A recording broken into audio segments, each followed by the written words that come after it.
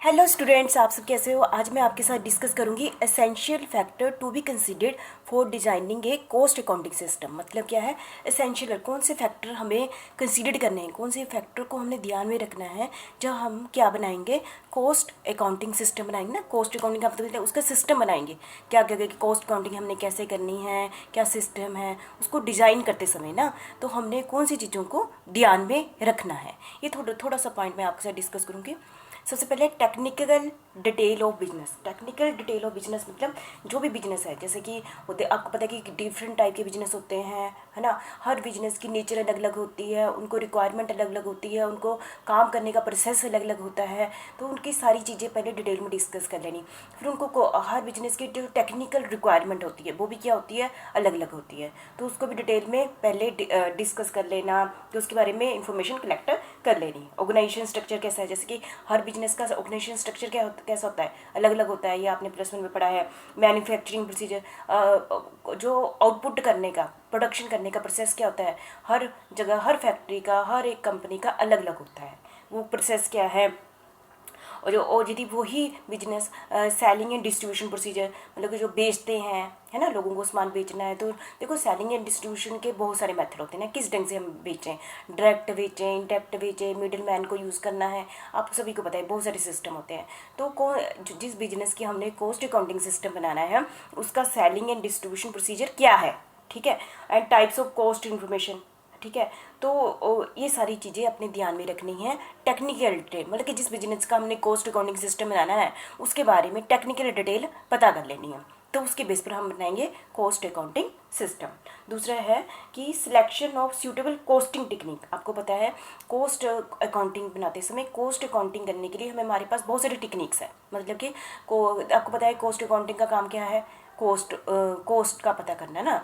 तो इसको कोस्ट को पता करने के लिए बहुत सारे मेथड हैं। ऐसे कैसे सोच लो कि बहुत सारे मेथड है, कौन सा मेथड सूटेबल होगा, टेक्निक है ना। जैसे कि स्टैंडर्ड कोस्टिंग है ना, और actual costing, marginal costing, absorption costing, ये सारी चीज़ें हैं आपने। Selection of suitable costing technique, एक कॉस्ट अकाउंटिंग सिस्टम ध्यान में रखते हुए कौन सी टेक्निक हम अपनाएं, है ना। और नेक्स्ट है suitable method of pricing out material. Suitable method of pricing out material, जैसे कि मैं आपको थोड़ा सा बता दूं, जैसे कि एक फैक्ट्री में है, सामान आ गया ना, हमने मार्केट से खरीदा, जैसे कि फैक्ट्री में सामान आ गया, रॉ मटेरियल आ गया। अब हमने दूसरे डिपार्टमेंट में क्या बेचना है, ये रॉ मटेरियल आ गया या फिर बन गया हमारा फिनिश गुड्स हो गया, नहीं ऐसा सोचिए कि फिनिश गुड्स होगी, है ना। और हमारे पास सामान आया, जैसे देखो हमने समझो हमने 500 शर्ट्स खरीदी या बनाई, फिर हमने आगे बेचनी है। फिर अगले महीने 500 शर्ट बनाई, फिर हमने बेचनी है। अगले महीने 500 शर्ट और ली, बेचनी है, ली या बनाई, ठीक है। और अब मार्केट में अब आपके सामने ये आता है कि आपके पास तो मिक्सचर पड़ा हुआ है ना, जनवरी की स्टॉक भी पड़ा हुआ है, फरवरी का स्टॉक भी पड़ा हुआ है, और मार्च का स्टॉक भी पड़ा हुआ है, ठीक है। चीज़ें एक जैसी हैं, लेकिन हो सकता है कि उनकी कॉस्ट अलग अलग हो, कॉस्ट अलग अलग हो सकती है ना। हो सकता है जनवरी में सस्ती बनी हो, मार्च में इन्फ्लेशन आ गया हो तो महंगी बन गई हो, ठीक है, बीच में डिफ्लेशन आ गया है, काफ़ी रीजन में सस्ती पड़ गई, है ना, डिस्काउंट मिल गया। तो मतलब कि चीज़ें एक जैसी बनी, ठीक है, लेकिन बीच में किसी महीने चीज़ें महंगी पड़ गई, चीज़ में तो हम कौन सी जिस महीने चीज़ें रेट कम पड़ा होगा उस महीने की शर्ट सस्ती पड़ी होगी बनाने को ली, है ना। किसी महीने की शर्ट की हमें महंगी पड़ी होगी। तो जब आप बेचोगे तो किसको आप आउट करना है, मतलब सेल करने के लिए आउट करेंगे ना।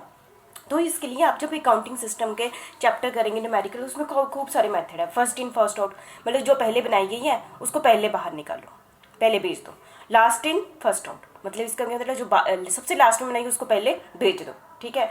एवरेज कॉस्ट मेथड, मतलब कि एवरेज निकाल लो। मार्केट प्राइस मेथड, ठीक है। ये सारे बहुत सारे मेथड हैं, तो इसकी सिलेक्शन करनी। Suitable method of pricing out material, थोड़ा सा समझ गए होंगे। बाकी आपको इस चैप्टर की तो आउटलाइन ही है, जब आप डिटेल में करोगे फिर उसके बाद इस चैप्टर पर आओगे तो आपको अच्छे से ये टर्म समझा जाएगी, ठीक है। नेक्स्ट है हमारा selection of method of wage payment and method of time booking. जैसे कि आप सभी को पता है नेचर ऑफ, जैसे कि बहुत सारी फैक्ट्रियाँ हैं जो प्रोडक्शन करती हैं, जो उनका प्रोडक्ट है उसकी नेचर अलग अलग होती है, ठीक है। तो आपने उसके लिए लेबर लगाई है बनाने के लिए, तो लेबर को जो पेमेंट करनी है उसके लिए बहुत अलग अलग मेथड है। क्योंकि आप लेबर को जो पेमेंट की जाती है वो फिक्स की जाती है, हर महीने की जाती है, या लेबर को जो पेमेंट की जाती है टाइम के बेस पर, कितने घंटे काम किया उसके बेस पर की जाती है, या लेबर को पेमेंट की जाती है उसने कितने पीस बनाए उसके बेस पर की जाती है, उसको इंसेंटिव दिए जाने हैं, ये सारी चीज़ें है ना। तो कौन सा मेथड कि उस बिजनेस की नेचर कैसी है और कौन सा मेथड हम अपनाएं, सूटेबल मेथड कौन सा होगा, ठीक है। और आपको पता है डायरेक्ट लेबर भी यूज़ होती है हम डिफरेंट जॉब वर्क ऑर्डर के लिए, ये सारी चीज़ें हमने कंसीडर करनी है और सिलेक्शन करनी है, ठीक है। किसके लिए, कॉस्ट अकाउंटिंग प्रोसेस करने के लिए, ठीक है। नेक्स्ट है हमारा method of overhead accounting. Overhead जैसा कि आप सभी को पता है एक बिजनेस में दो टाइप के एक्सपेंसेस होते हैं, एक तो डायरेक्ट होते हैं, एक कौन से होते हैं इनडायरेक्ट। डायरेक्ट और इनडायरेक्ट आपको पता है, इसके लिए मैं अलग से वीडियो बनाऊंगी।